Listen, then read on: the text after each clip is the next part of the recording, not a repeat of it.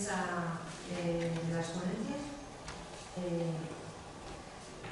titulada "Avances científicos y clínicos sobre HHV". Vamos a contar con cuatro ponentes en este orden. Luego ellos se levantarán y irán haciendo su exposición en el atril, y después, si tenéis alguna duda, pues tendremos un momentito para hacerles preguntas. Pero irán una detrás de otra.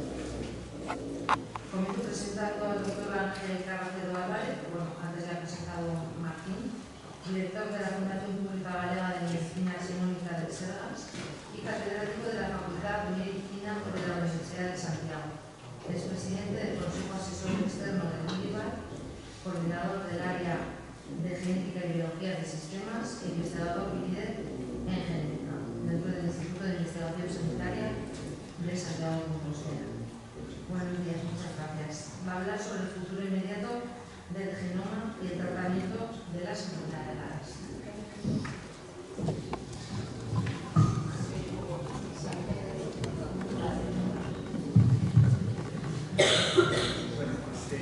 Buenos días otra vez. ¿Me oís? Voy a intentar citar todo lo que puede ser. Soy un pueblecito de Galicia que todo el mundo grita mucho. Aquí llamamos Ferran. Soy el único de Santa Comba que no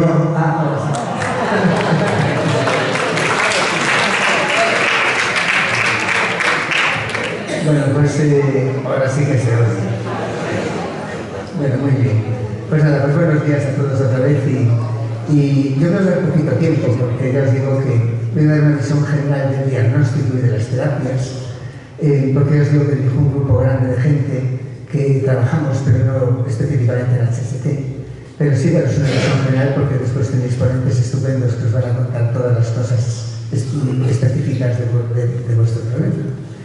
Yo una de las cosas más bonitas en las que trabajé en mi vida fue que hace años un grupo de personas designadas por la Unión Europea y otra por Estados Unidos nos reunimos en Reykjavik para crear una estructura que se llama el IRDIC, que es el Consorcio Internacional de Investigación de Enfermedades Raras.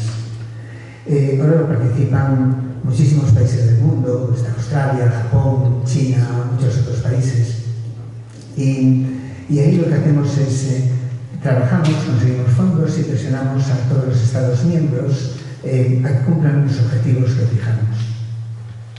En este momento los objetivos que tenemos para el 2027 es que todas las personas que tengan una enfermedad rara tengan un intento de diagnóstico en un año a partir de los síntomas, y si no se consigue ese diagnóstico, que entren en programas de investigación para intentar conseguir ese diagnóstico mediante técnicas más allá de lo habitual.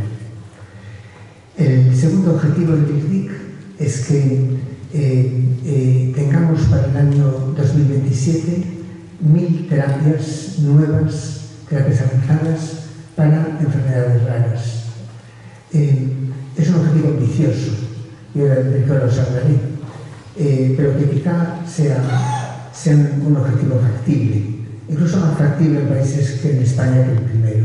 Y el tercero es que los estados vigilen que esto se puede cumplir. Y lo de las terapias, os decía que es un objetivo que quizás se pueda cumplir. No creo que lleguemos a 1000, pero quizá podamos llegar a 600 por varios motivos. Un motivo es por los avances en lo que se llama terapia génica y celular. El problema de las enfermedades raras es un problema de la mutación. Son mutaciones en genes que no sé si alguna vez, no iba a hablar de esto, pero alguna vez no sé si lo pensasteis por qué es y por qué se produce. Sabéis que tenemos un libro de instrucciones que es el ADN, que es el que tiene las instrucciones para el funcionamiento de cada parte de nuestro cuerpo y para nuestra individualidad. Esa molécula del ADN apareció en la Tierra poquito tiempo después de que la Tierra se formó. Tiene las instrucciones de cualquier forma de vida. Todo lo que tiene vida tiene ADN y lo que no tiene vida no tiene ADN. Y el libro de ADN decidió desde el principio dos instrucciones muy curiosas. Uno, la muerte. Los primeros organismos que se formaron, que eran unas arqueobacterias, ya tenían la instrucción de muerte. La muerte es consustancial en la vida. Pero lo segundo que diseñó esa molécula, que era que para vivir se tenía que duplicar. El ADN se puede autoduplicar, y esa es la vida. Pero la copia del ADN nunca es perfecta. Aparecen siempre mutaciones. Muta el coronavirus, mutamos nosotros, muta todo. Porque la mutación es la razón de la diversidad y la razón de la vida. La mutación, gracias a la mutación, apareció a partir de esa primera molécula toda la diversidad de vida que veis en la Tierra, la que ya se perdió, la que está por venir, la que se pierde muy aceleradamente, pero todo eso gracias a la mutación, porque origina diversidad. Y la selección natural selecciona a los mejores y así van evolucionando las especies y van viviendo. Pero la mutación es aleatoria. Y igual que puede ser ventajosa, puede originar un problema. Por eso, muerte y enfermedad y problemas son consustanciales a la vida, porque están en el diseño de la vida. Hace unos años, apareció, como sabéis, una mutación es un cambio de una letra o un cambio de una frase del libro. A veces un cambio de una hoja del libro. Hace años apareció una tecnología que se llama CRISPR-Cas que nos permite editar el libro y cambiar las letras. Es una tecnología que está permitiendo avances enormes en terapia génica y celular. Se llama CRISPR-Cas y está posibilitando muchísimas nuevas terapias ligadas a esta revolución tecnológica. En este momento hay terapias para unas 200 enfermedades, pero hay cantidad de grupos que están haciendo terapia génica. Y incluso veo que hay en preclínica muchos intentos de terapia génica ya para HHT, que es posible que sea el futuro. Hay que tener, sin embargo, cuidado porque no todo es tan fácil. No es tan fácil a veces corregir defectos en cosas que son complejas. Y hay que tener un poquito de precaución. Pero sin duda, el futuro es probable que vaya por ahí. O nos lo contarán. Pero también, muchas veces los tratamientos no hay que pensar, o es muy difícil a veces arreglar el problema original, pero sin embargo se pueden hacer tratamientos dirigidos a problemas. Aquí todavía las pequeñas moléculas tienen un papel muy importante. Yo, sobre todo para otros investigadores que están aquí y que les puede interesar, tengo también dentro de la estructura que tengo, dirijo otra estructura que es una estructura europea para desarrollo de fármacos en fases preclínicas. Y se llama Innofarma, es un ERIC, una infraestructura europea donde trabaja mucha gente y donde probamos terapias. Hace poco sacamos una expresión de intereses dentro de los Tíberes que se llama Tíber Innova, pero vamos a abrir, hemos conseguido la financiación para todos los proyectos y vamos a abrir una nueva call.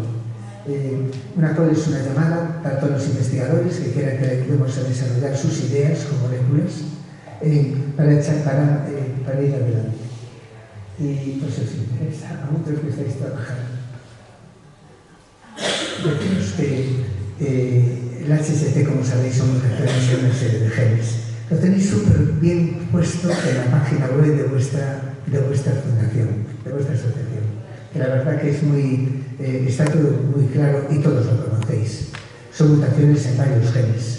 Muchos que originan un HST1 o 2 clásico, pero otros que tienen síntomas parecidos es una variedad de genes, digamos que una docena, una quincena de genes.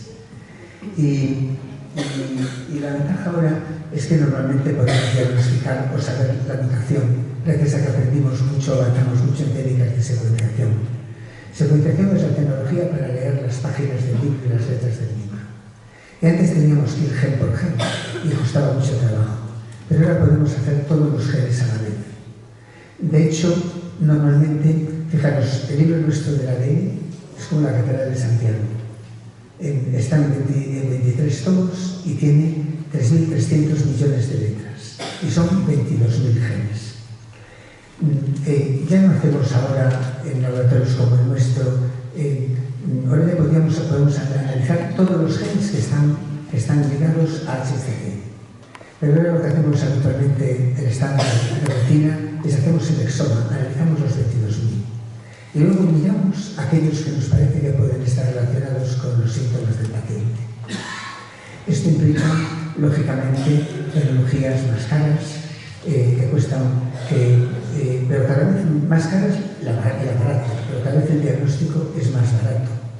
Imaginaros que hacer el libro entero fue un proyecto internacional que duró 13 años, que fue el proyecto Genoma Humano. Del año 1990 al 2003 costó miles de millones de euros, y hoy en laboratorios como el nuestro y otros hacemos muchos genomas al día. Lo que costaba esto en este momento nos cuesta menos de 200 euros. Almacenar el genoma entero el genoma, no hace falta hacerlo habitualmente, y almacenarlo en un centro de supercomputación nos cuesta casi tanto como hacerlo. Pero esto, claro, esto ha revolucionado por completo el diagnóstico. Pero aún sí tenemos problemas. Problemas porque muchas veces la gente que tiene síntomas o que puede tener enfermedades raras no llega al diagnóstico. Hay mucha gente que no llega. Que no llega porque no se lo piden o no piensan en ello o porque no están las estructuras adecuadas para poder hacerlo. De hecho, un gran problema que hay en España es que todavía no hay una especialidad de genética. Imaginaros lo importante que es y lo que está revolucionando la medicina. Y todavía llevamos antes, yo digo país, no digo europeo, sino de todo el mundo que conozca que no tenga la especialidad de genética. Pero también tenemos otros problemas. Incluso algo tan dirigido como puede ser HSC, hay un porcentaje de pacientes que no se encuentra el diagnóstico.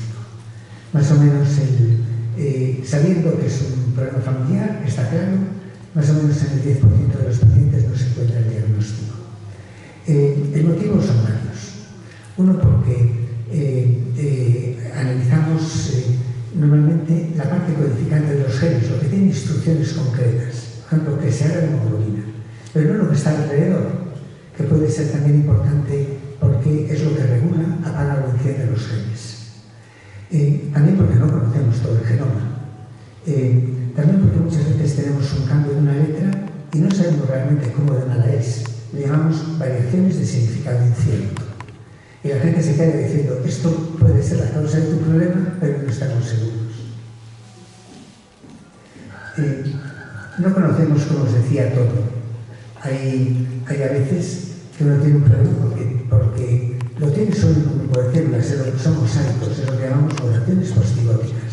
No lo tienen todas las células del cuerpo, lo tienen solamente en unas, porque se produce la mutación cuando ya se está produciendo el desarrollo. Otras veces son trocitos de libro que se meten unos en el otro, que son muy complicados de ver. Y lo que os decía, que todavía estamos descubriendo nuevos genes y que no conocemos todo. Esto que veis aquí no es de lo vuestro, es una cosa que trabajamos más nosotros, que es autismo, que es otra enfermedad básicamente genética. Realmente son más de 500 enfermedades genéticas. Y muchas veces no encontramos la causa porque a veces son, como os decía, reordenamientos complejos, trocitos de libro que se meten unos y otros y que no lo podemos ver bien con técnicas de secuenciación. Y para eso necesitamos cada vez nuevas tecnologías. Esta es una tecnología que se llama non-reads, que nos permite a veces llegar al diagnóstico. Pero también, otra cosa que seguramente os da mucha atención, es que teniendo muchos de vosotros mutaciones en el mismo gen y a veces hasta la misma mutación, la sintomatología es diversa. ¿Por qué? Bueno, ¿por qué? ¿Por qué no todo el mundo tiene anemia? ¿Por qué no todo el mundo tiene problemas hepáticos? ¿Por qué todo el mundo tiene unos problemas unos sí y otros no? Este es un tema que es importantísimo hoy día de investigación. Le llamamos modificadores del fenotipo. Y es un campo de una enorme importancia también para la industria farmacéutica. Y tenemos esto es algo que tenemos que trabajar mucho, porque puede dar muchas pistas para poder después hacer tratamientos dirigidos y personalizados. Hay muchas estrategias. La más importante es utilizar lo que se llama estudios de yuguas para otras cosas, por ejemplo, hemorragias. Estudios grandísimos para ver lo que encontramos ligado a hemorragias modifica el fenotipo de gente que tiene mutaciones en este tipo de mutaciones. Y es por donde vamos yendo. También trabajamos mucho, y aquí además tenemos una estructura grande en esto, para aquellas mutaciones que no sabemos bien lo que significan, ver si tienen significado o no. Y para eso utilizamos modelos celulares y animales. Nosotros trabajamos mucho con PET-célula, porque es un pececito, pero parece mentira, pero el 60% de los genes o el 70% de lo genético, del ADN, es igual que nosotros. O sea, no somos tan distintos de un pez, aunque parece increíble. Y yo la verdad que trabajo en peces, aunque mi hija me ríe, porque yo digo, ¿qué culpa tengo que no me dan pena ninguna? Me dan mucha más pena a los pacientes y tengo que encontrar la causa del problema. Pero en ellos podemos provocar la mutación y ver qué les pasa. Y para eso tenemos muchos problemas. Y lo utilizamos después, pero podemos hacer también, por ejemplo, nosotros que trabajamos en mucho neurodesarrollo, cerebritos y sistema, todo. Podemos hacer todo a partir de una célula de un individuo y ahí podemos probar las terapias. Nosotros estamos desarrollando 5 terapias génicas o así. Y es para, en vez de, no las podemos probar directamente en el paciente, pero lo tenemos que hacer en un modelo. Y ya para acabar, os cuento un proyecto que ahora se mencionó, que es el proyecto de Impact Genómica, que es un proyecto del que estoy muy orgulloso. Estoy muy orgulloso no por lo que estamos haciendo nosotros, sino porque tengo tantos amigos que nunca había visto un proyecto que se pudiera hacer un proyecto nacional con tanta gente trabajando para conseguir unos objetivos. Y os cuento en qué consiste. España decidió apostar por la medicina personalizada, utilizando fondos de Next Generation, de estos que hay de Europa por la crisis de la pandemia, hizo lo que se llama un PERTES, hizo un PERTE de salud de vanguardia, que tiene 3 patas. Una es datos. En datos de salud podemos saber muchísimo. Sin embargo, en España tenemos un problema porque tenemos todas las historias clínicas por comunidad autónoma que no son compatibles. Y el hospital de Madrid y Barcelona ni siquiera compatibles entre ellos. Y esto, lógicamente, hay que hacer un data lake sanitario si queremos explotar datos de salud. Otro es terapias avanzadas. Se puso mucho dinero para estas nuevas terapias génicas que os decía. Y el tercero es medicina personalizada. Para ello se hizo un programa de medicina genómica donde lo que hicimos fueron 3 grandes centros de secuenciación. En España que trabajan como si fueran una unidad, que tienen grandes máquinas y donde tienen capacidad de secuenciación, que son Mencionac en Barcelona, Navarra de Biomed en Navarra y nuestra Fundación de Medicina Genómica. Y luego hicimos una red de 110 hospitales por todo el país, de modo que todos los enfermos con una enfermedad rara no diagnosticada que tienen que hacer, se le hace el libro entero para poder encontrar la causa, se le hace el genoma entero. Y también cáncer hereditario no diagnosticado y cáncer de origen desconocido. FEDER está muy involucrado porque también nos puede mandar pacientes y después todo eso lo metemos en un circuito diagnóstico, pero los datos que se obtienen se comparten a nivel europeo para que todo el mundo pueda utilizarlos para investigación. Y esto, la verdad, que solo haberlo generado es una cosa muy bonita, porque trabajan en este programa más de 1000 personas y está dando respuesta a mucha gente. Estamos consiguiendo una tasa de diagnóstico de gente que llevaba una media de 10 años esperando por el diagnóstico del 20%. Que es bastante, porque ya habían tenido intentos diagnósticos haciendo rizomas. Y la verdad que eso, ya os digo, es una estructura grande, pero que estamos consiguiendo que con equidad la gente tenga acceso a un diagnóstico más allá del diagnóstico habitual, porque no está en cartera de servicios hacer el genoma entero del Sistema Nacional de Salud. Y yo no os quería contar más, porque ahora os viene lo importante, que lo que es lo menos importante. Pero quería daros una visión de la cantidad de gente que está trabajando en diagnósticos y que está trabajando en investigación. En investigación, toda la gente que trabaja en enfermedades raras está organizada fundamentalmente en una estructura que se llama CIBERER, donde está Luisa, donde estoy yo, donde está otra mucha gente. Somos, no sé cuántos grupos, pero más de 50 grupos o 60. Sí. Y la verdad que es también muy bonito ver cómo la gente dedica la vida a investigar y tratar de buscar soluciones a este tipo de problemas, y es una estructura de la que yo también me siento muy orgulloso de participar en esta lucha. Y nada más. A lo mejor no me puedo quedar hasta el final porque tengo a mi mamá muy mal, pero voy a quedarme todo lo que pueda y tengo que atenderla. Y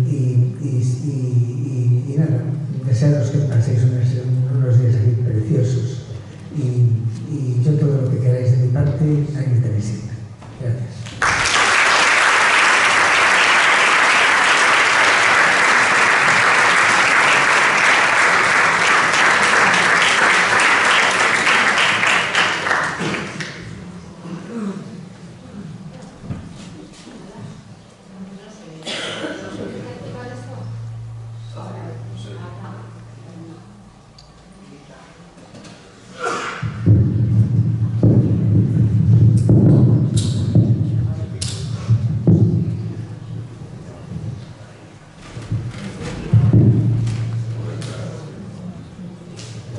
Muchas gracias, Ángel, por tu exposición. Ha sido súper interesante. Todo el tema de la genética es maravilloso, aunque es verdad que a mí siempre me ha parecido todo muy complicado de entender, pero lo has explicado de una manera muy sencilla.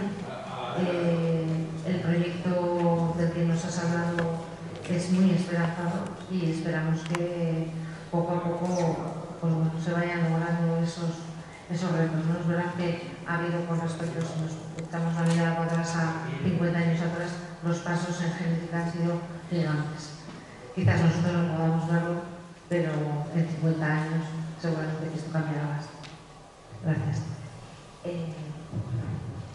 Luisa, acercas. Aquellos que hayáis venido más de alguna vez a los congresos, bueno, pues sabéis que Luisa pues normalmente siempre suele exponer.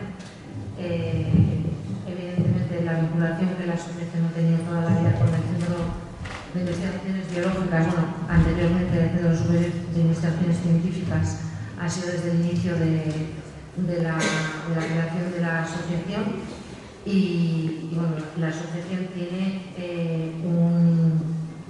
una parte importante de lo que recogemos de las cuotas de los socios para que tengamos a una persona trabajando con Luisa, ¿vale? Igual es algo que había gente que no sabía, me parece importante decirlo también aquí, ¿vale? A través de un convenio regulador que está todo estipulado y regulado, ¿vale? Pero que sepáis. Bueno, Luisa es licenciada en Biología y además también en Filología Francesa e Inglesa, que mucha gente no lo sabe. Vale, trabaja desde 2017 en el Centro Superior de Investigaciones Científicas y bueno, es una experta en HHT. Nos representa en Eurotix, en la Asociación Europea de Enfermedades Raras. Representa a los pacientes en un grupo también y bueno, su exposición, los pacientes agentes activos en la selección del HHT, diagnóstico y reposicionamiento terapéutico. ¿Vale? Adelante, Luisa, gracias. Buenos días a todos. Es para mí un placer estar aquí, entre mi familia, la familia biológica y la familia que sois vosotros, que es la que me impulsa a trabajar con ilusionistas, con mis compañeras de laboratorio que están aquí, Virginia, Lucía y Laura. Bueno, quería hoy hacer una presentación, espero que se entienda, porque quería que fuera participativa. Por una parte, contaros lo que estamos haciendo ahora, lo que queremos hacer en un futuro y proponeros una colaboración, pero que sea activa tanto desde la asociación como con los médicos que están aquí representándonos como clínicos de referencia. ¿Qué hacemos actualmente en el laboratorio? ¿Qué estamos haciendo? Bueno, pues colaboramos siempre con los médicos y los pacientes. Estamos haciendo diagnósticos rápidos en familias que ya tienen la mutación referente, ya saben cuál es el caso de referencia. Apostamos por un diagnóstico rápido, lo más temprano posible, y aconsejamos, los médicos aconsejan que los niños en una familia en la que uno de los dos padres ya tiene su diagnóstico, sean diagnosticados inmediatamente. ¿Por qué? Pues porque en estos casos de enfermedades autosómicas, a lo mejor las manifestaciones vienen más adelante, pero es mejor prevenir que luego tener que reparar cosas que ya son más irreparables o cuesta más. Entonces, las familias en las que el papá o la mamá tienen la manifestación, tienen HHT, tienen la mutación. Nosotros con un modelo colaborando, mandando columnas, colaborando con el Hospital Ramón y Cajal, con el que nos mandéis, pues en menos de 15 días tenemos el diagnóstico para que los niños pues, puedan acudir a su pediatra, les pongan en la ficha lo que es y les lleven un seguimiento activo, o por lo menos de vigilancia activa. Luego, por otra parte, también casos índice, familias nuevas que aparecen que de repente tienen los síntomas. Pues lo que hacemos es buscar en los genes clásicos, como ha dicho el doctor Carracedo, de HHT, y si no encontramos ahí, vamos al exoma, a todos los genes, a ver si encontramos algo que pueda justificar la HHT. Y también tenemos, en una segunda parte, lo que hacemos es cultivar células de los pacientes como modelos.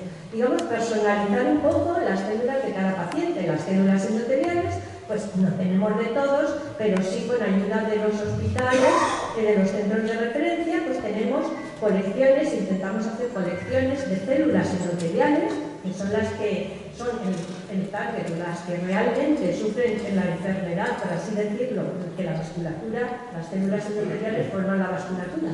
Y entonces, pues, tenemos ahí a los pacientes y eso lo podemos usar para hacer un screening de fármacos que ya existen en el mercado. Nosotros no trabajamos en buscar, como ha explicado el doctor Ángel Carracedo, nuevas moléculas pequeñas de síntesis, pero sí podríamos hacer screening, o sea, probar esos fármacos que hacen las farmacéuticas o las industrias de síntesis en las células de los pacientes que las tenemos ahí en los cultivos primarios. Y ahora mismo pues también estamos haciendo en un caso muy complejo de un síndrome que afecta a los niños y que se presenta en el contexto de la HHT, se presenta aproximadamente en un porcentaje pequeño de los casos, un 5% de casos de malformaciones pulmonares arteriovenosas se presentan como múltiples fístulas difusas y en muchos casos no podemos encontrar el gen causante, no es un gen típico de HHT, o al menos no lo encontramos como en todo el organismo, a lo mejor han mutado durante el desarrollo cigótico, poscigótico, como antes decía el doctor. Entonces, Laura, en nuestro laboratorio, está embarcada en las bases moleculares y genéticas de estos síntomas, de este síndrome que afecta a niños de muy corta edad, entre 3 y 5 años. Es un síndrome muy severo, con una hipoxemia muy fuerte y que realmente pues se trasplanta en niños, se le mantiene hasta una edad que pueda ser trasplantado de pulmón o fallece. Entonces queremos a toda costa saber qué causa este síndrome y cómo lo podemos aliviar o abordar. Bueno, os he contado la importancia del diagnóstico temprano en cualquier enfermedad, pero más en HHT, que es dominante. Entonces, si en una familia uno de los dos ya está diagnosticado, ya sabe que el 50% de sus hijos, si no hace nada, van a tener la enfermedad. Ya sé que hoy en día pues, tenemos las técnicas de diagnóstico genético preimplantacional a las que se ha recurrido mucho en esta asociación, muchos jóvenes, y que han tenido pues, hijos libres de la enfermedad. Eso es una opción, pero para todas aquellas familias que no elijan ese camino o tengan niños pequeños y no los hayan testado, recomendamos hacer un test genético rápido, aunque no tengan síntomas, para saber lo que tienen y poder hacer poder tratarlo como normalmente, mientras no aparezcan los síntomas, pero no hacer cosas inadecuadas. A veces se pueden hacer tratamientos inadecuados porque el niño lo necesita en general y no se sabe qué es HHT, y esos tratamientos inadecuados desencadenar realmente un evento como una hemorragia que si se hubiera sabido que era HHT, eso se hubiera evitado. Entonces, más vale prevenir que remediar. Esa es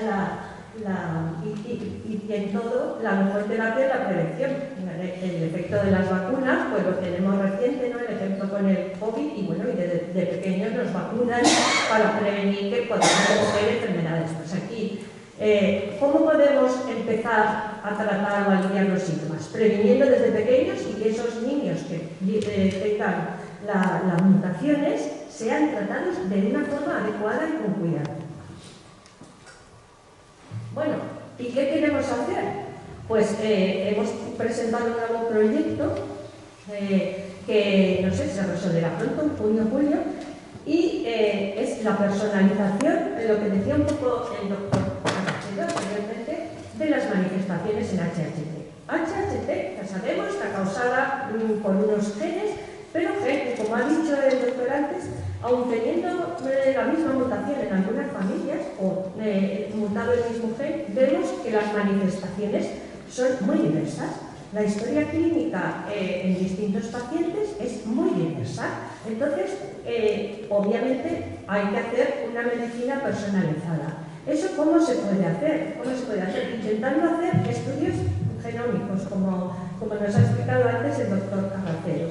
Y nosotros hemos querido centrarnos en dos tipos de módulos, o queremos centrarnos. Por una parte, aquellos casos extremadamente severos, es decir, HHT, en los cuales, además de los síntomas que ya conocemos todos, pues aparecen con una severidad que no es usual y que no es comparable a lo mejor dentro de la familia a otros miembros de la familia que tienen la misma mutación.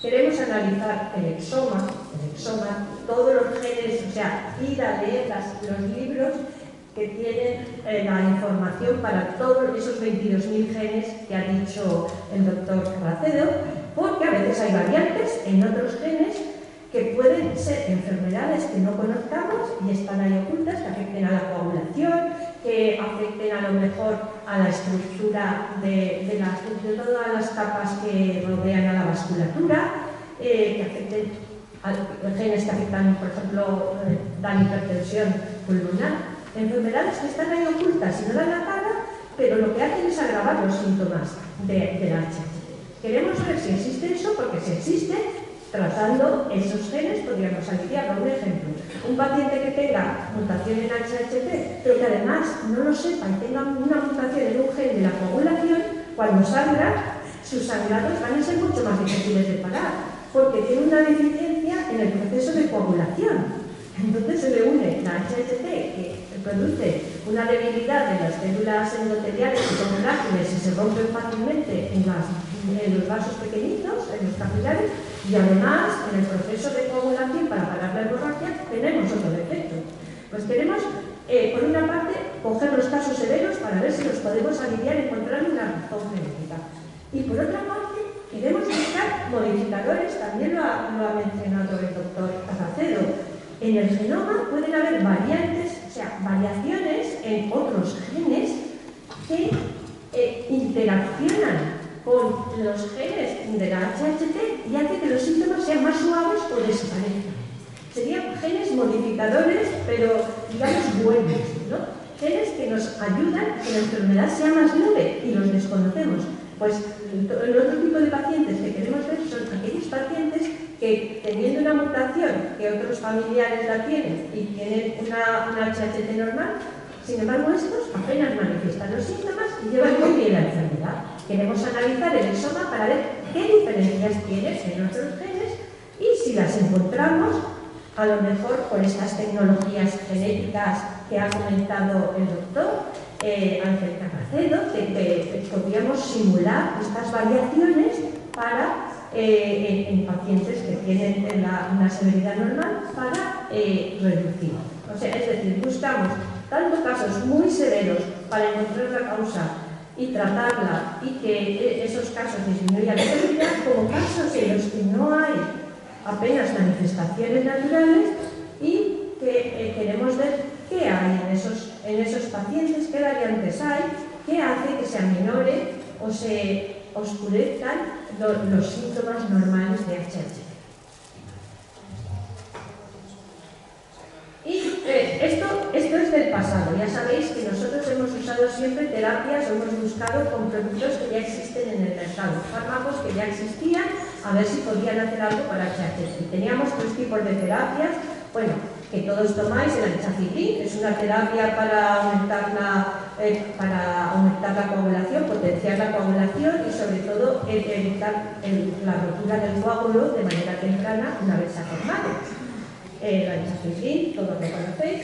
Luego tratábamos también en el laboratorio de potenciar la expresión de los genes que tenemos mutados, normalmente o averiados en HSC, endocrina, ALK1, mediante reguladores de la expresión, intentando aumentar esa expresión. Y a lo largo de todos estos años pues hemos probado una serie de moléculas, sobre todo en la tesis de Virginia Grignana, todas estas moléculas que aparecen aquí pues han sido probadas y se ha visto que estas moléculas aumentan la cantidad de expresión de los genes que en HHT están afectados y por tanto las proteínas están un poco a la mitad o menos de la mitad, ¿no? Ya lo sabéis, el oxígeno, base de oxígeno, pues el tacrolimus que se usa en pacientes trasplantados para evitar el rechazo, la N-acetilcisteína, que es muy común y todos la usáis, pues funcionan bastante bien en los pacientes con mutaciones en endocrina, disminuyendo los sangrados, además de ser bueno porque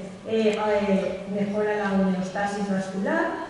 Y el resveratrol, que también tiene el doble efecto, aumenta la cantidad de los genes que tenemos mutados y además tiene un efecto de evitar un exceso de vascularización anormal. Y luego la tercera estrategia que hemos usado es buscar productos del mercado que sean antiangiogénicos. ¿Qué significa eso?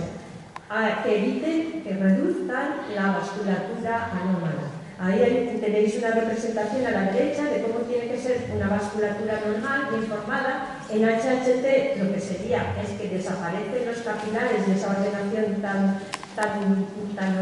buena y hay como una maraña de vasos en los que hay unas dilataciones de las venas, que son las que van a sangrar. Y si conseguimos que en esos puntos en los que hay una vasculatura anómala, una inhibición de la cantidad de vasculatura anómala, una regresión, pues conseguimos aminorar los sangrados, ¿no? Y ahí pues hemos probado en el laboratorio el propranolol y el etansilato. Todo esto se ha hecho a lo largo de muchos años, de 20 años de experiencia en el laboratorio. Bueno, y estos son los fármacos que están aprobados por la Agencia Europea del Medicamento como medicamentos huérfanos. Huérfanos quiere decir que pueden usarse, pero que todavía no están comercializados, ¿vale?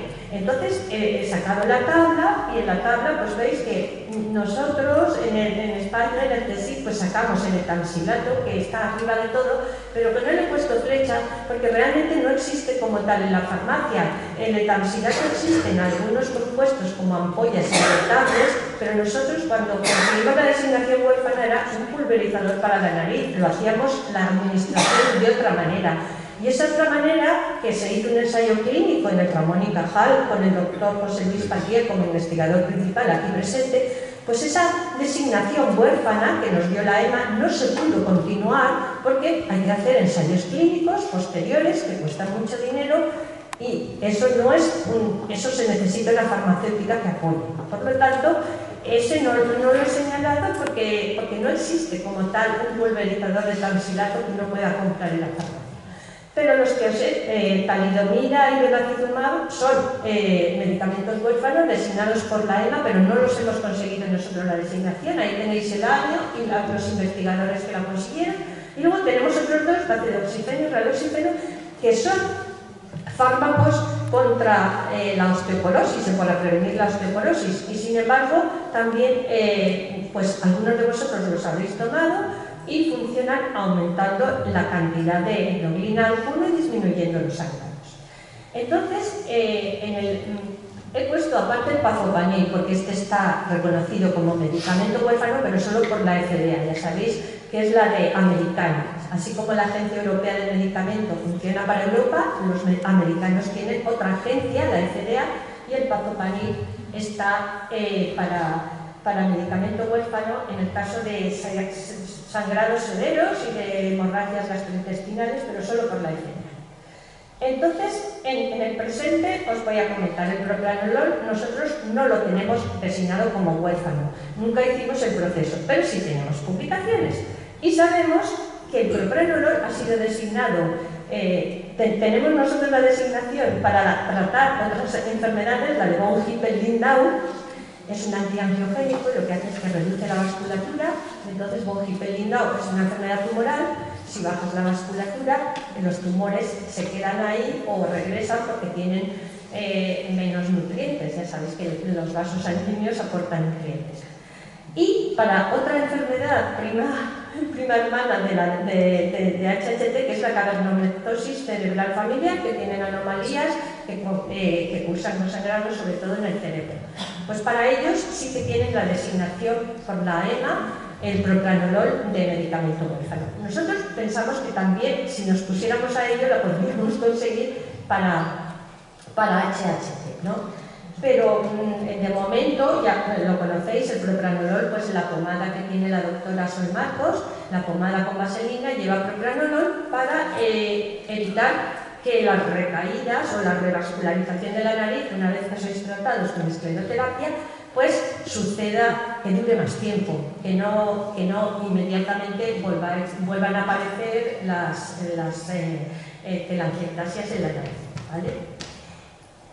Entonces, ¿qué nos ha pasado con la estrategia de reposicionamiento? Que tenemos una serie de fármacos que se han usado durante mucho tiempo, o no se han usado mucho tiempo, quiere decir que los médicos que tratan HHT lo recomiendan, pero ninguno de ellos pone en su prospecto que esté indicado para la HHT. Es lo que se llama, pues se usa como fuera de indicación, uso fuera de indicación, porque no leeréis en el prospecto los que hayáis tomado raloxifeno, baceloxifeno, algunos que por hipertensión hayáis tomado propranolol, no vais a ver que en el prospecto ponga que eso se usa para HHT. Luego es un uso fuera de indicación. ¿Y por qué se usa? Porque es huérfano, pero para que fuera dentro de indicación se habrían tenido que hacer los ensayos clínicos pertinentes, y estos productos que ya existen en la farmacia, pues a las agencias, a las farmacéuticas no les suele interesar el llevar a cabo todas las fases clínicas necesarias, que cuesta mucho dinero, muchos pacientes, para llevarlas a comercialización como medicamento para HHT. Sin embargo, como esto ha sido un problema general para todas las enfermedades raras, hace 3 años, pues la Agencia Europea del Medicamento se dio cuenta de que para las enfermedades raras hay mucho reposicionamiento, mucho uso de medicamentos ya existentes, pero esos son siempre fuera de indicación, que no llegan nunca a tener su indicación propia dentro de cada enfermedad. Y entonces propuso que por qué no se hacía una recopilación entre los pacientes que habían usado esos medicamentos propuestos como huérfanos, ayudados por los clínicos, para ver si había suficiente evidencia, recopilándolo, para poder hablar con las casas comerciales que estaban produciendo, sintetizando esos productos, y que al final se consiguiera que en el prospecto se pusiera la indicación si es que había evidencias suficientes. Aquí, a la derecha, por no extenderme, pues está todo el proceso que ha sido diseñado en un proyecto piloto de la EMA. Pues los promotores de la designación, pongamos raloxifeno o baceloxifeno. Los promotores pues fueron el CSIC, apoyados por la asociación en sus días. Pues nosotros nos reunimos, vemos la guía que nos propone la EMA de procedimiento a seguir, recogemos los datos para apoyar que, o no, a lo mejor vemos que no ha sido que no es un buen medicamento, que apoyan esa designación.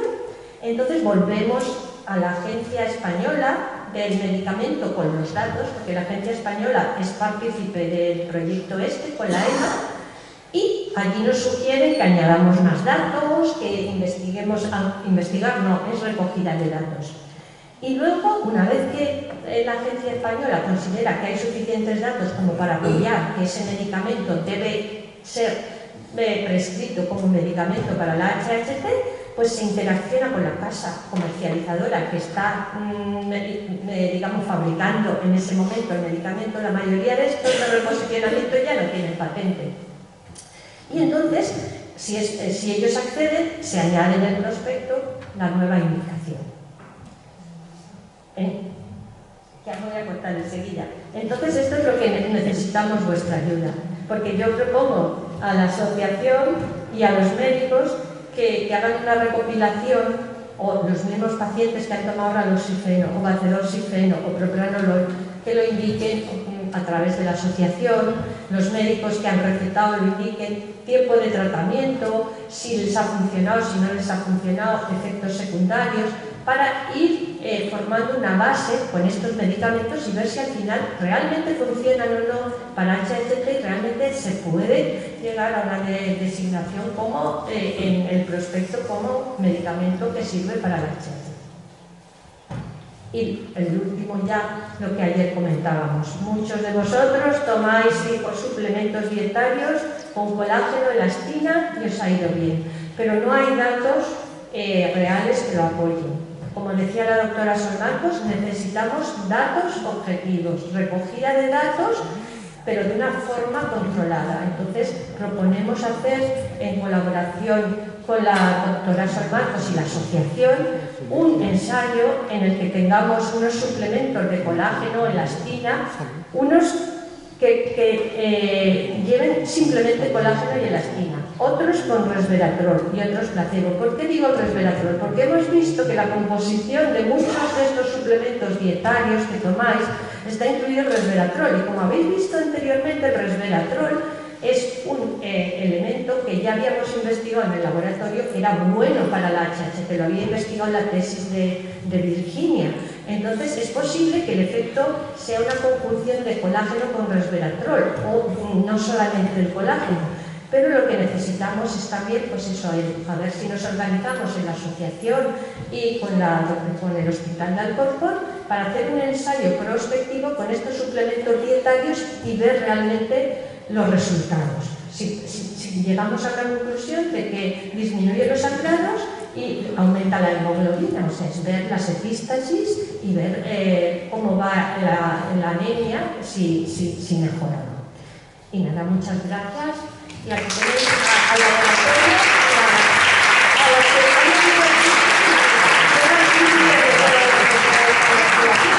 y la asociación que colabora para que podamos investigar, porque nos aporta también su ayuda económica al laboratorio, vamos, es el Instituto del CIB, somos del CIBE, a la asociación del CSIC, y nada, pues me gustaría que se pusieran de sí, por favor, el aula.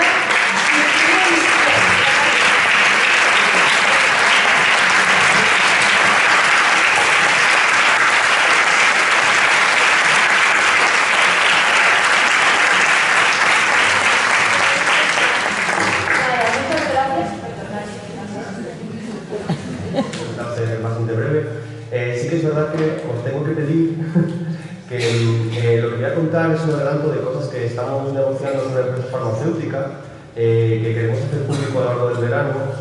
Sobre todo queremos que ya se pueda empezar a publicar y hacer público en el Congreso Internacional que será en octubre, pero de momento han pedido que, bueno, pues que no compartamos información. Entonces veréis que el título es como muy general, ¿vale? Nuevo enfoque terapéutico o nuevo abordaje terapéutico de la HHT. Y no cuenta nada concretamente de lo que ahora os voy a explicar, ¿vale? En realidad es un trabajo que llevamos haciendo 4 o 5 años.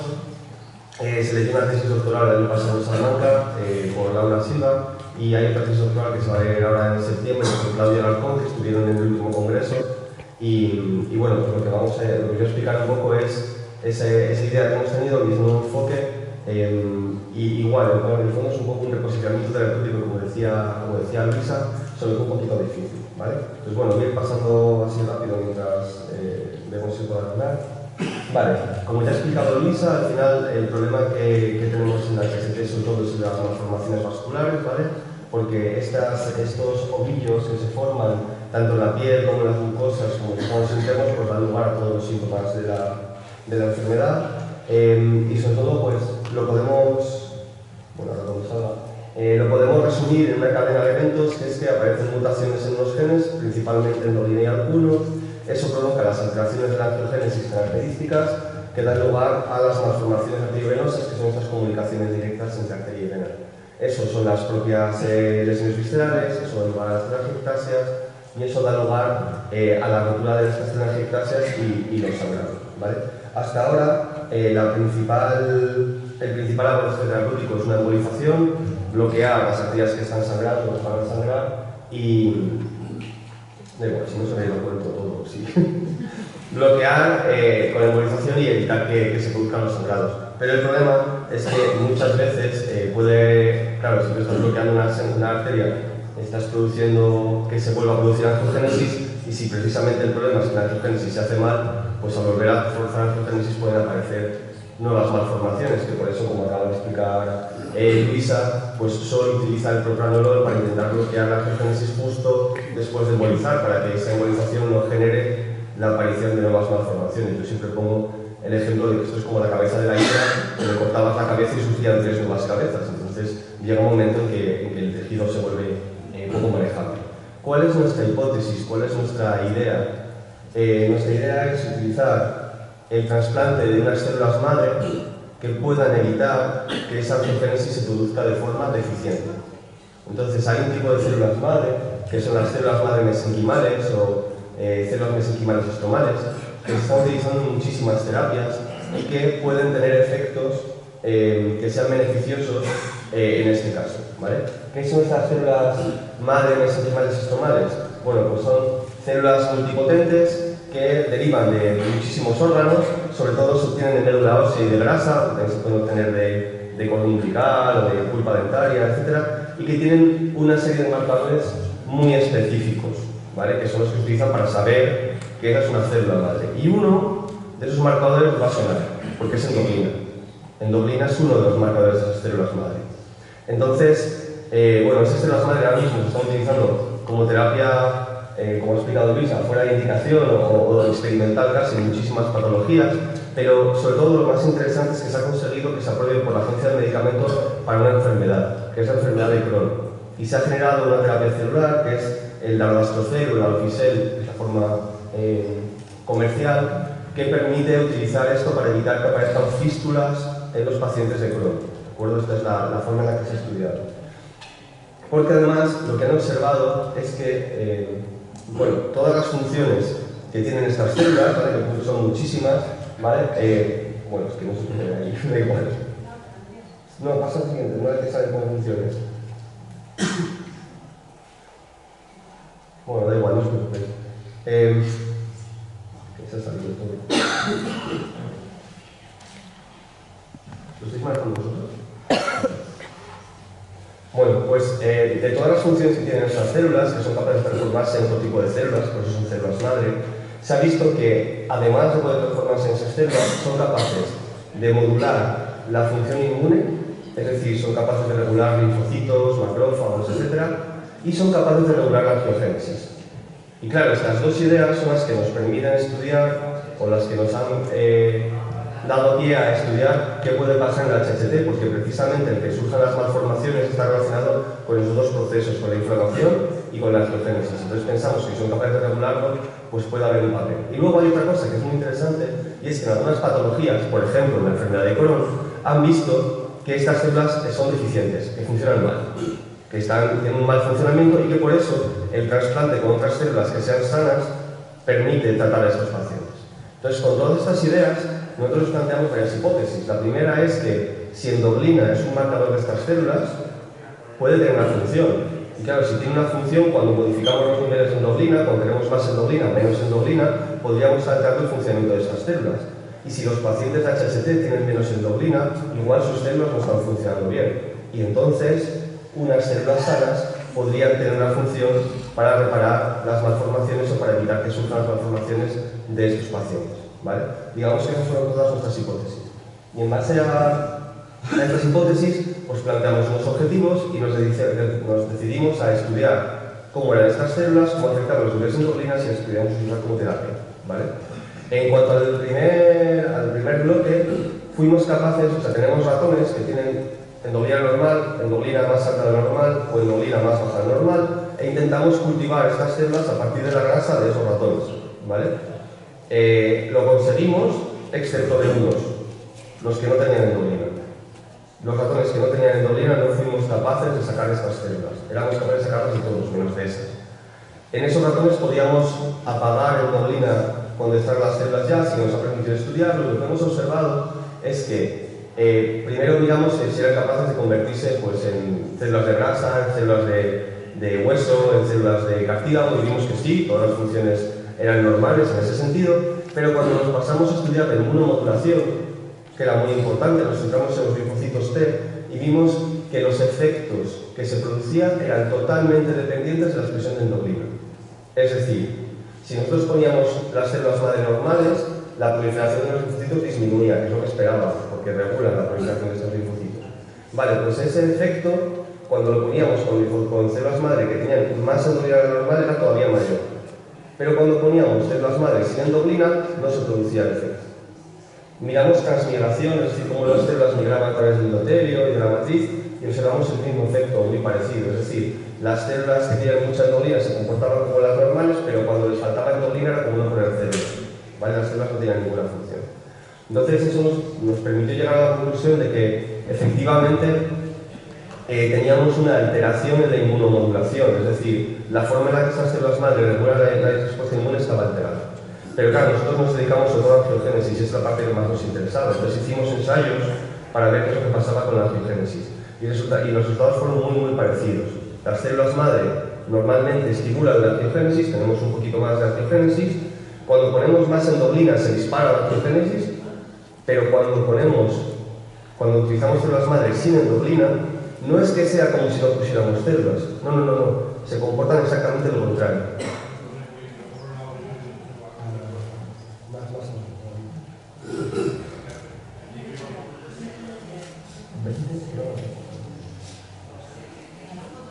Sí, la siguiente.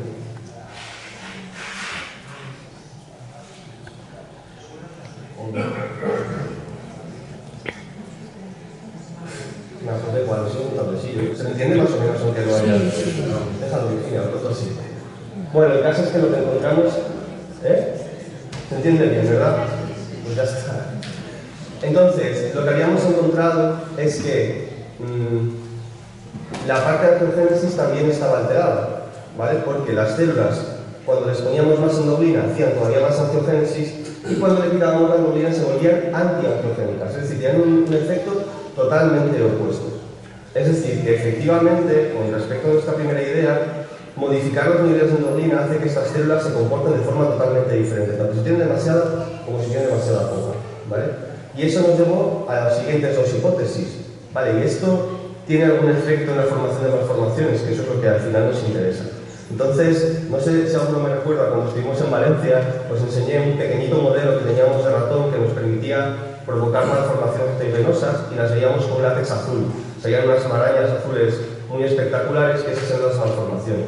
Entonces, en ese momento ya lo estábamos haciendo, pinchábamos las células madre alrededor de las heridas que nosotros provocamos en los ratones, y lo que vimos es que si provocábamos malformaciones, el 75% de los ratones o el 80% de los ratones presentaban malformaciones, cuando pinchábamos las células madre en el momento de hacer las heridas y las dejábamos ahí, se reducían a la mitad las malformaciones que aparecían, ¿vale? Siguen apareciendo malformaciones, pero se reducen a la mitad. Y cuando medíamos el grosor de los vasos que se forman, el calibre, veíamos que conseguíamos que el calibre de los vasos volviera a ser prácticamente el normal. Es decir, se habían engrosado muchísimo los vasos y conseguíamos que fuera más o menos normal. Entonces, obviamente, ahí tenemos mucho que trabajar todavía, porque estas células se pueden usar por vía intravenosa, se pueden pinchar en el lugar de la localización. Nosotros teníamos un solo pinchazo, se podrían hacer varios tratamientos, porque nosotros pinchábamos una vez y dejábamos 10 días que se desarrollaran los vasos, se podría haber hecho más veces, pero ya teníamos un primer resultado bastante esperanzador. Y luego nos quedaba la otra idea, y es, ¿qué sucede cuando intentamos hacer lo mismo con células a las cuales hemos alterado endoglina? Entonces hicimos un ensayo en el cual teníamos un ratón al que no le poníamos células, ratones a los que poníamos células de ratón con endoglina normal, y ratones a los que les poníamos células con endoglina reducida, similar a lo que pasaría en los pacientes, es decir, en los cuales no tienen expresión de endoglina. Y lo que vimos es que, de nuevo, al poner las células normales, bajaba a la mitad el número de malformaciones. Cuando poníamos células sin endoglina, incluso aumentaban. O se quedaban igual o incluso aumentaban. Es decir, todo esto lo que nos permite confirmar es, uno, que endoglina no solamente es un marcador de las células madres, sino que además regula su función, y que la regulación de la función afecta principalmente a inmunomodulación y angiogénesis, que son dos procesos fundamentales en la HST. ¿Esto qué es lo que significa? Significa que probablemente en pacientes HCT estas células no son funcionales o están funcionando de forma incorrecta. Por tanto, cuando se forman malformaciones y estas células podrían actuar y repararlas, no lo hacen o incluso agravan la situación. Eso nos permite, por un lado, hipotetizar que dentro de la fisiopatología, o sea, de lo que pasa en la enfermedad, estas células pueden ser clave. Y dos, que si utilizamos células de un donante sano, podríamos sustituir el papel de las células dañadas y reparar o evitar que se agraven las malformaciones. Entonces, precisamente estamos hablando con la empresa que comercializa el Darvascocel, estamos hablando con otras empresas que trabajan con células madre. La idea es intentar reposicionar o ir afinando cómo se podrían hacer esos tratamientos y cómo se podría investigar en pacientes. Y luego también otra cosa interesante sería poder analizar células madre mesenquimales de pacientes de HCT y ver si efectivamente esas células son funcionales o están alteradas con respecto a los pacientes control. Y bueno, pues nada, eso es lo que os quería comentar. Siento que no se ha visto la presentación, pero bueno, si alguien tiene dudas o interés, luego me puede preguntar lo que quiera. ¿Vale?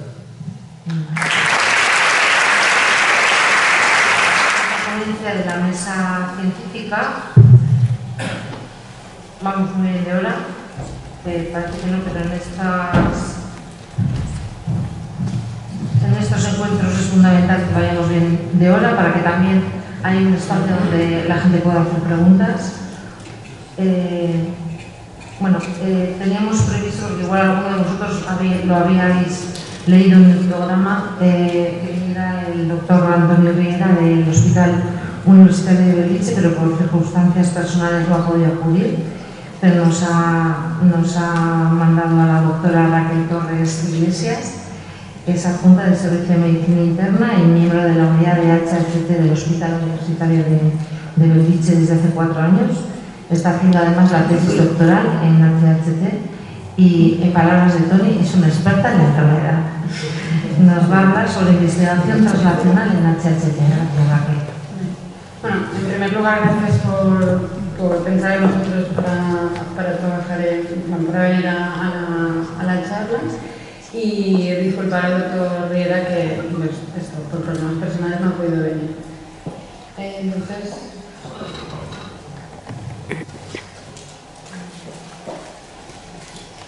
primero tenemos que hablar un poco de investigación básica e investigación clínica. La investigación básica, pues hemos estado hablando toda la mañana de esto, permite entender la fisiopatología de la enfermedad y probar dianas terapéuticas en modelos animales y celulares, entre otras cosas, ¿vale? Pero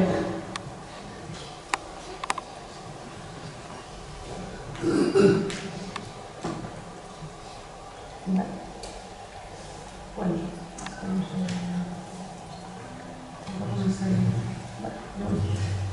pues ya haremos sin presentación. Vale, entonces, luego tenemos la investigación en la clínica y la práctica clínica, que lo que vemos es, tenemos al paciente, permite conocer el fenotipo de los problemas a nivel molecular que haya, cómo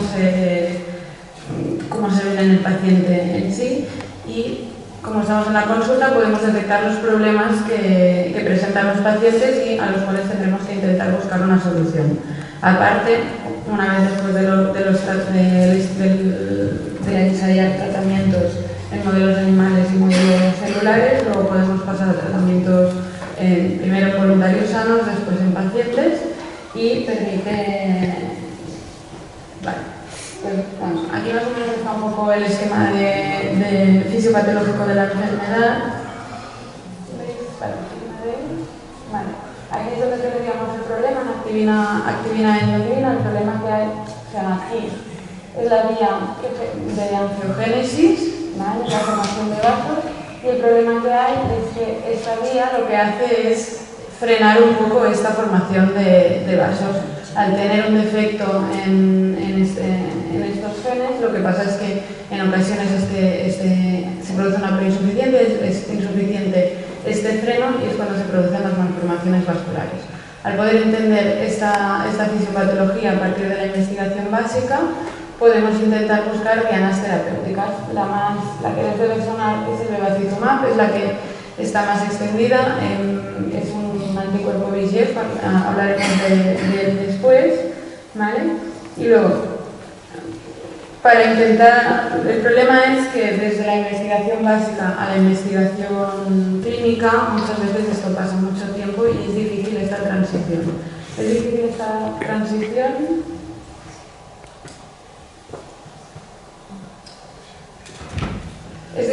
transición porque de toda la investigación básica que se hace, una parte solo podrá pasar a la investigación clínica y de toda la investigación clínica se hace, una parte solo podrá pasar a la práctica clínica habitual.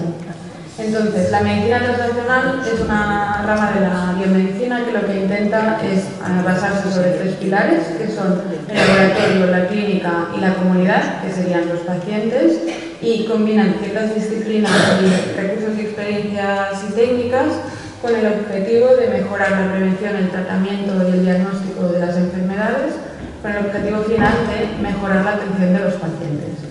Entonces, es lo que se llama desde la investigación clínica a la investigación básica, intentar tener un flujo de información fácil que nos haga... Bueno, desde la consulta tenemos un problema, lo trasladamos al laboratorio, en el laboratorio intentamos buscar una solución y rápidamente lo trasladamos a la clínica para intentar, para darle beneficio al paciente. Entonces, en nuestro equipo tenemos la suerte de tener bastante colaboración con el Laboratorio de Señalización Molecular del IDIBEI, que está liderado por el doctor Francesc Viñals, que es catedrático de bioquímica, y dentro de este laboratorio, que en general está dentro del área de la oncología, tiene una línea que se dedica a la HHT gracias a nuestra colaboración.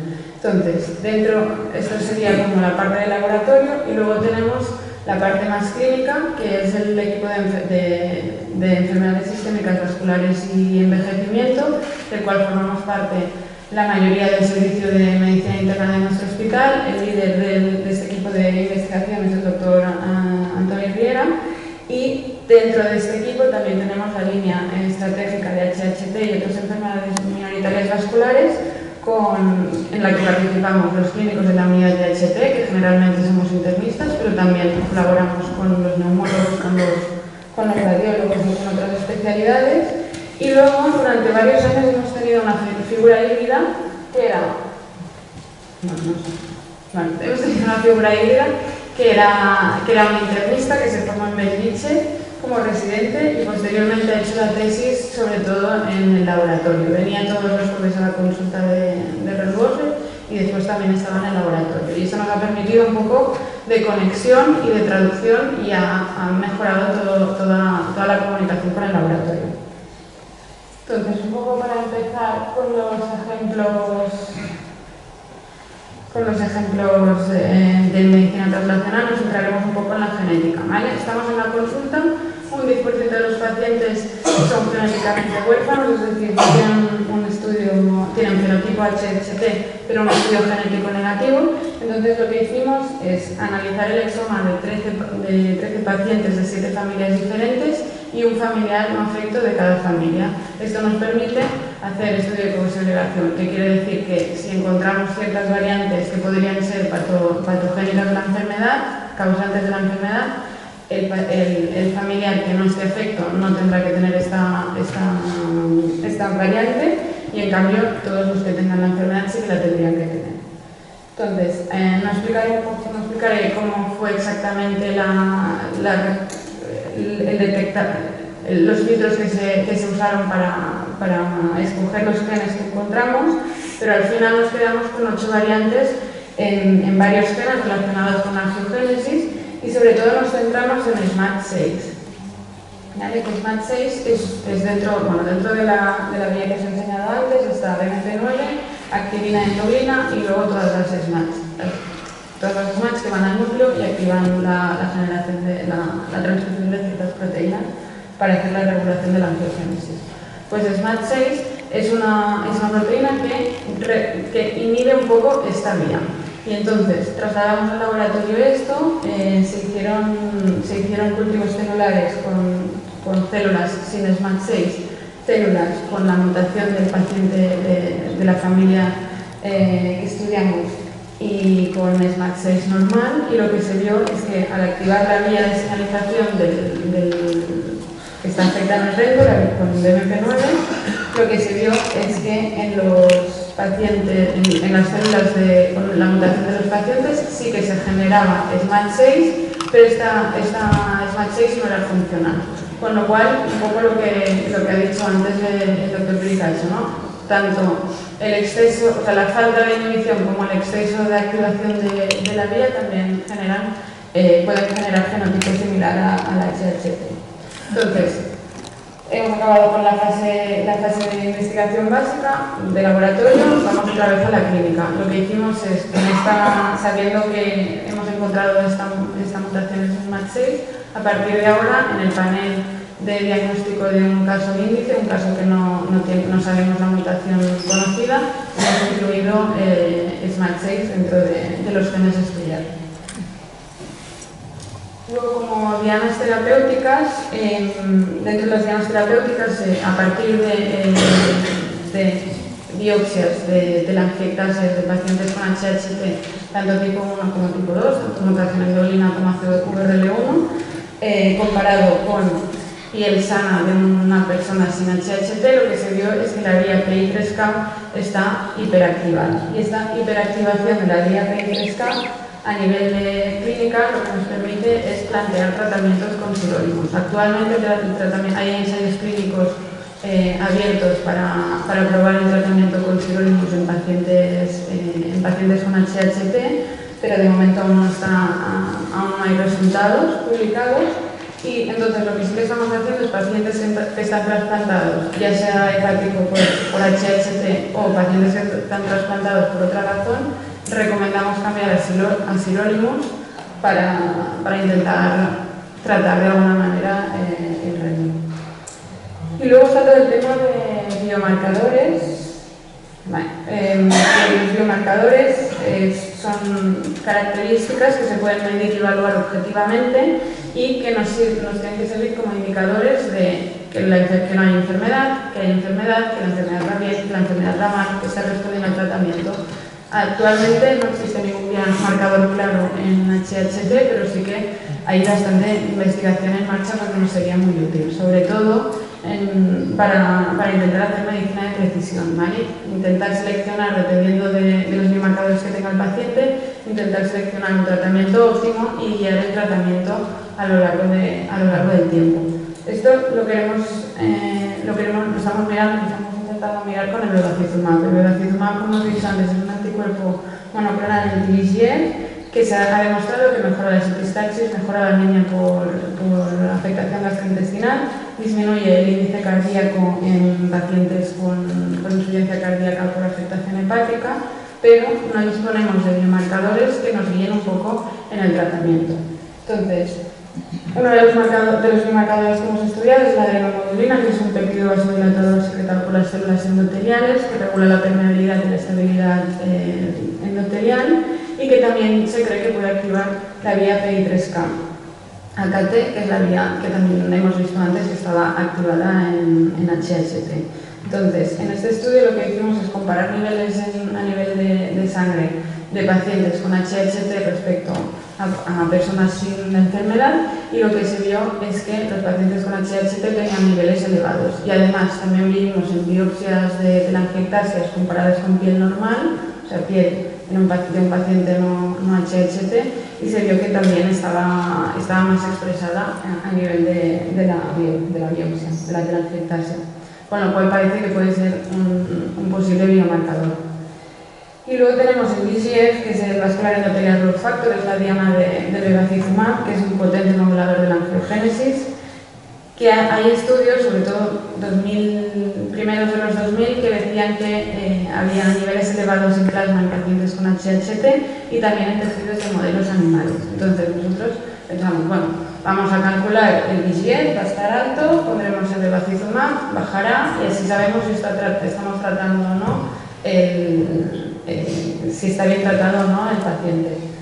Pues para nuestra sorpresa, la verdad es que los pacientes que están que planteamos el bacizumab, es verdad que son pacientes bastante graves. No sabemos si es por esto, pero a nosotros nos salió que los niveles están indetectables al principio, antes de empezar el tratamiento, y luego con el tratamiento suben por las nubes y se mantienen así durante todo el tratamiento. Entonces, ampliaremos un poco el estudio, pero tiene pinta que esto no va a ser el marcador que nos salve del tratamiento con el VEO. Entonces, como fracasamos un poco con el IGF y hay muchos otros potenciales tratamientos biomarcadores, hicimos una revisión sobre posibles biomarcadores en HHT y a partir de aquí, ahora estamos en las muestras que hemos dicho antes, más todas las muestras que hemos ido recogiendo en los 2 últimos años en pacientes que han empezado con bevacizumab. Vamos a analizar todos estos potenciales biomarcadores que hemos detectado que pueden ser útiles en la enfermedad para intentar identificar algún biomarcador que sea útil. Pero bueno, no somos los únicos grupos que estamos intentando buscar algún biomarcador. Ahora mismo todo está en auge y hay mucha investigación en esto. Entonces, ya para acabar, el traspaso de conocimiento de la investigación preclínica a la clínica es lento, es muy lento. Y además no todo conocimiento que se adquiere en la investigación básica luego es aplicable a la práctica clínica. El contacto estrecho entre la investigación clínica y la investigación básica es muy importante para poder aplicar de forma precoz la atención al paciente, pero obviamente no todos los avances se pueden desarrollar a través de la investigación translacional. Como todo lo que hemos hablado hasta ahora, hay muchas cosas que primero se tienen que probar bien en modelos celulares y modelos animales antes de plantear pasar a tratamientos en personas. Entonces, en todo caso, la medicina translacional o la investigación translacional lo que intenta es tener como punto de referencia es el paciente y el objetivo es intentar mejorar su atención de la forma más rápida posible. Bueno, hasta aquí la presentación. Gracias.